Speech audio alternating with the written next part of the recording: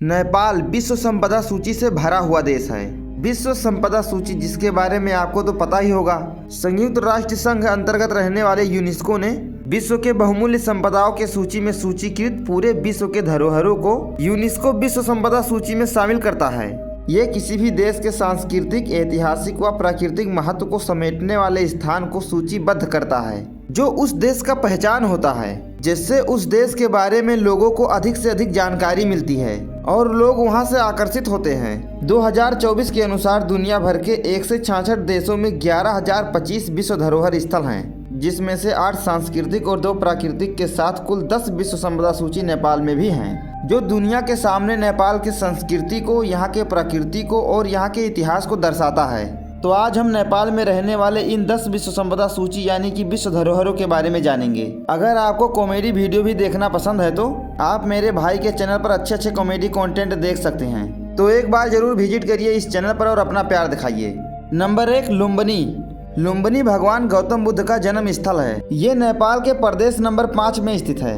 लगभग 563 ईसा पूर्व में एक खूबसूरत से बगीचे में माता माया देवी की कोख से भगवान गौतम बुद्ध का जन्म हुआ था और उन्होंने जन्मने के तुरंत बाद 7 कदम चलकर पूरे मानव समाज के लिए शांति दूत का प्रतिनिधित्व किया था, जिन्होंने आगे चलकर बौद्ध धर्म को स्थापित किया, जो आज के समय पूरे दुनिया के बौद्ध धर्म के लोगों के लिए लुम्बिनी सबसे पवित्र स्थान माना जाता है। भगवान गौतम बुद्ध के प्रति अपार श्रद्धा रखने के कारण बौद्ध के साथ साथ हिंदुओं के लिए भी लुम्बिनी एक महत्वपूर्ण धार्मिक स्थल बना हुआ है, जिन्हें हिंदू धर्म ग्रंथों के हिसाब से भगवान विष्णु का अवतार माना जाता है। लुम्बिनी में पाए जाने वाले पुरातात्विक और ऐतिहासिक अवशेषों को वर्षों से न जाने कितने लोगों और संस्थाओं ने अवलोकन करके इसके महत्व को प्रमाणित किया है, जिसे 1997 में यूनेस्को द्वारा विश्व संपदा सूची में सूचीकृत किया गया था।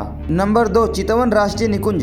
नेपाल के प्रदेश नंबर 2 बागमती प्रदेश और गंडकी प्रदेश के चितवन, मकवानपुर, परसा और नवलपरासी जिले के कुछ क्षेत्रों में फैला हुआ ये राष्ट्रीय निकुंज नेपाल का पहला राष्ट्रीय निकुंज है, जिसका कुल क्षेत्रफल लगभग 952 वर्ग किलोमीटर है। पहली बार सन 2000 में ये निकुंज 554 से अधिक एक सींग वाले गैंडों को संरक्षण देने में सफल हुआ था। इसमें गैंडा, बंगाल टाइगर, चितवा, भालू, हिरन जैसे 60 से अधिक स्तनधारी जंगली जानवर पाए जाते हैं। इस निकुंज में 5 से 56 से अधिक प्रजाति के पक्षी पाए जाते हैं, जिन्होंने मिलकर इस निकुंज के गरिमा में 4 चांद लगाया है। इन्हीं प्राकृतिक महत्व के वस्तुओं को संरक्षण के लिए ध्यान में रखते हुए सन 1984 में इसे यूनेस्को द्वारा विश्व संपदा सूची में सम्मिलित किया गया था। नंबर 3 पर है चंगू नारायण मंदिर। चंगू नारायण मंदिर का निर्माण नेपाल के इतिहास में लिच्छवी काल के राजा हरिदत्त ने करवाया था, जो ईसा पूर्व 323 में हुआ था। ये नेपाल के प्रसिद्ध तीर्थ स्थलों में से एक है, जो प्राचीन पुरातात्विक शिला स्तंभ समेत चंगू नारायण मंदिर भक्तपुर जिले के चंगू नारायण नगर पालिका में स्थित है। ये भक्तपुर नगर से 6 किलोमीटर उत्तर में स्थित है। चंगू नारायण मंदिर ऐतिहासिक, कलात्मक और धार्मिक दृष्टिकोण में सीमित न होकर बल्कि नेपाल के पर्यटक क्षेत्र के रूप में भी महत्वपूर्ण भूमिका निभाता है।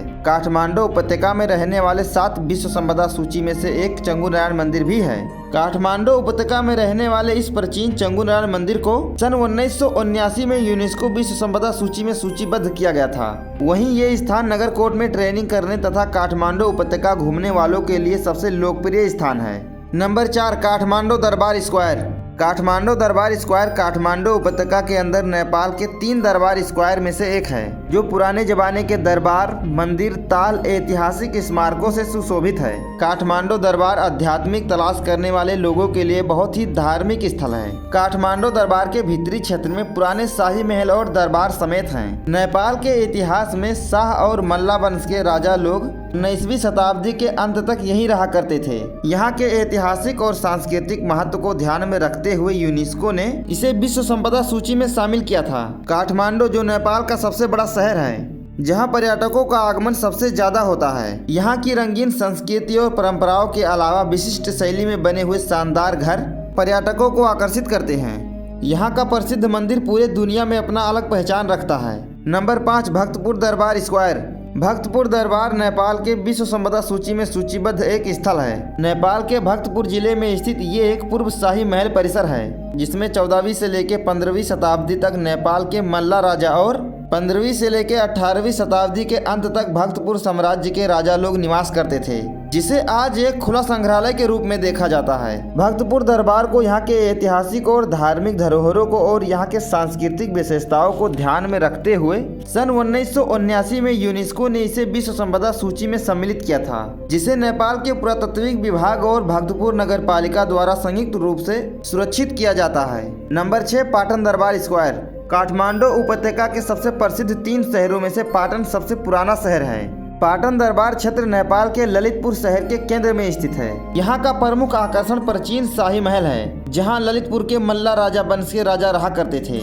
ये दरबार क्षेत्र नेवारी वास्तुकला का चमत्कार माना जाता है। इसके वर्गाकार मंजिलों को लाल ईंटों से बनाया गया है। इस क्षेत्र में कई प्राचीन मंदिरों और मूर्तियां स्थापित हैं। यहाँ का मुख्य मंदिर महल के पश्चिम दिशा के विपरीत में संरेखित है। ये दरबार नेपाल के शाही संस्कृति नेवारी कला को दर्शाता है, जिसे सन 1979 में विश्व संपदा सूची में दर्ज किया गया था। नंबर 7 पर है बौद्धनाथ स्तूप। बौद्धनाथ काठमांडू शहर के पूर्वी भाग में स्थित एक प्रसिद्ध बौद्ध स्तूप तथा तीर्थ स्थल है। ये स्तूप नेपाल का सबसे बड़ा गोलाकार होने वाला प्रसिद्ध स्तूप है, जो काठमांडू में सबसे ज्यादा देखे जाने वाले तीर्थ स्थलों में से एक है। इसका इतिहास प्राचीन बौद्ध तिब्बती संपदा से संबंधित है। इसे सन 1979 में यूनेस्को विश्व धरोहर में शामिल किया गया था। नंबर 8, स्वयंभूनाथ स्तूप। स्वयंभूनाथ स्तूप काठमांडू उपत्यका के पश्चिम में स्थित एक प्रसिद्ध बौद्ध स्तूप है। इसे महाचैत्य भी कहा जाता है। ये बौद्ध धर्म के अनुयायियों और नेवारी लोगों के लिए बहुत ही महत्वपूर्ण स्थल है। ये स्थान तिब्बती बौद्धों के लिए सबसे पवित्र स्थल है। तिब्बती लोगों तथा तिब्बती बौद्ध धर्म के अनुयायियों के लिए बौद्धनाथ के बाद ये सबसे महत्वपूर्ण स्थल है। कहा जाता है कि जब काठमांडू उपत्यका पानी से भर गया था, तब विपश्यक बुद्धा यहाँ आए और आसपास के चारों पहाड़ों पर 3 बार घूमा और नागार्जुन के शीश पर बैठकर तपस्या किया। फिर वैशाख पूर्णिमा पर उन्होंने दक्षिण की ओर रुख किया और दाह में कमल के बीज बोए। अगले साल वैशाख पूर्णिमा के दिन एक बड़ा सा कमल का फूल खिला, जिसमें पंचारा सिंह के साथ बौद्धनाथ महाचैत्य का उत्पत्ति हुआ। इसे सन 1979 में विश्व संपदा सूची में सूचीबद्ध किया गया। नंबर 9 पर है पशुपतिनाथ मंदिर। भगवान शंकर का विश्व प्रसिद्ध मंदिर पशुपतिनाथ मंदिर, जो नेपाल के काठमांडू जिले में स्थित है। ये ऐतिहासिक, धार्मिक एवं पर्यटक दृष्टिकोण से महत्वपूर्ण भूमिका निभाता है। ये मंदिर काठमांडू जिले में बागमती नदी के किनार पर स्थित है, जो लगभग 240 हेक्टेयर से अधिक भूमि पर फैला हुआ है। पशुपतिनाथ मंदिर सांस्कृतिक संपदा के अनुसार विश्व संपदा सूची में सूचीबद्ध किया गया है, जिसे सन 1979 में यूनेस्को ने दर्ज किया था। ये विस्तृत हिंदू मंदिर परिसर पवित्र बागमती नदी के किनार पर सदियों से बना हुआ है, जो मंदिरों, आश्रमों, छवियों और शिलालेखों का एक विशाल खुला संग्रहालय है। ये मंदिर दुनिया भर के हिंदुओं के लिए सबसे पवित्र तीर्थ स्थलों में से एक है, जिसके पूरे क्षेत्र में लगभग 518 छोटे छोटे मंदिर और एक प्रमुख शिवालय घर शामिल है। नंबर 10, सागरमाथा राष्ट्रीय निकुंज। नेपाल के सोलुखुम्बु जिले में स्थित ये राष्ट्रीय निकुंज दुनिया के सबसे ऊंचे पर्वत माउंट एवरेस्ट के साथ अन्य पर्वतमालाओं को समेटता है, जिसमें लोचे चोओयू जैसे अन्य पर्वतमाला शामिल हैं। इसकी स्थापना सन 1976 में किया गया था। ये राष्ट्रीय निकुंज 1200 मीटर से 4042 मीटर तक की ऊंचाई तक फैला है। इस क्षेत्र में रहने वाले लोगों की संख्या लगभग 3000 है, जिसमें मुख्य रूप से शेरपा जाति के लोग रहते हैं। ये क्षेत्र कई हिमालयी जानवर, जंगली जानवर और पशु पंछियों का डेरा है, जिसे सन 1979 से विश्व संपदा सूची में शामिल किया गया था।